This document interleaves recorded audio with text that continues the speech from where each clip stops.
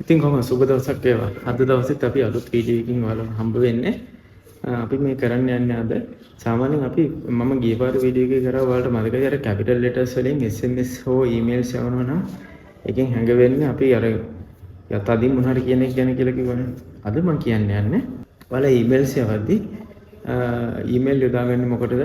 සාමාන්‍ය normal message යොදාගන්නේ මොකටද කියන එක internationally use කරන ටෙක්නික් එක මොකද්ද? මේකේ method එක මොකද්ද කියන එක තමයි කියන්නේ. මේ සරලවම කියනවා නම් සාමාන්‍යයෙන් ඔයා මොන හරි රාජකාරී කටයුත්තක නිරතලා ඉන්නවා නම් එහෙම නැත්නම් මොන හරි බිස්නස් එකක් හෝ මොන හරි කාර්යයක නිරතලා ඉද්දී පණිවිඩ හෝමාරු කරද්දී legally accept කරන professional method එක තමයි emails. හරිද? සාමාන්‍යයෙන් අපි ඔෆිස් එකේ ගුණ හදිසි පණිවිඩයක් කියන්න ඕනොත් අපි කරන්නේ WhatsApp message එකක් දාන එකනේ කරන්නේ.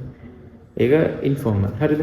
හැබැයි දැන් වර්තමානයේදී ටික ටික මේ WhatsApp කියන එකත් formal type එකට හැදීගෙන එන්නේ. හැබැයි international level එක ගත්තාම emails තමයි number 1.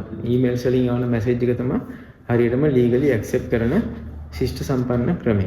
එතකොට සාමාන්‍යයෙන් WhatsApp වලින් අපි හදිසියට පණිවිඩයක් දුන්නාට ඒක legally accept කරනවා අඩුයි. ඔයා සාමාන්‍යයෙන් high corporate level එකේ කාර්යයත් එක්ක ගනුදෙනු කරද්දී ඒගොල්ලෝ නිතරම use කරන්නේ emails තමයි. එතකොට ඔයාට emails කොහෙන් හරි තැනකින් මොන හරි ආයතනකින් එන්න තියෙනවා නම් ඔයත් ඔයාගේ දීලා තියෙන email address වල account වලට ගිහලා ඔයාට emails ආවද කියලා නිතරම check කරලා ඒකට අදාළ reply එක හරියටම පැය 8ක් ඇතුළත දෙන්න ඕන. ඕක තමයි international rule එක. internationally use කරන rule එක.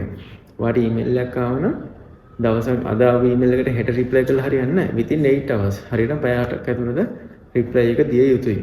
ඒ විදිහට practice කරන්න. මේක ඔයා මෙච්චර දවසක් දැනගෙන හිටියේ නැත්නම් මම හිතනවා අද මේ වීඩියෝ එක වැදගත් වෙයි කියලා. අද මේ කුඩා කෙටි වීඩියෝ එකෙන් මම ඒ පණිවිඩය තමයි ඔයාලට කියන්න ආවේ. එහෙනම් අපි අලුත් වීඩියෝ එකකින් ආයෙ හම්බ වෙනකම් සිරොන් බ්‍රීත් එක්ක එකතු වෙච්ච ඔයාලා මම සාදරයෙන් ගෞරවයෙන් තමයි පිළිගන්න. ඒ වගේම ස්තුතිවන්ත වෙනවා වීඩියෝ එක අවසන් වෙනකන් නැරඹුවා. යාළුවෙක්ට වීඩියෝ එක share කරන්න. channel එක subscribe කරගෙන යන්න. අපි අලුත් වීඩියෝ එකකින් හම්බ වෙනකම් ඔයාලා හැමෝටම ජය වේවා.